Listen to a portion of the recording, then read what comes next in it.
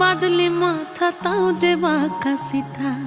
মেদিনীপুরে রায়না চিরন বাঁকুড়ার ওই ফিতা, আর যতন করে বাঁধলি মাথা তাও যে বাঁকা সিথা। পেছ পায়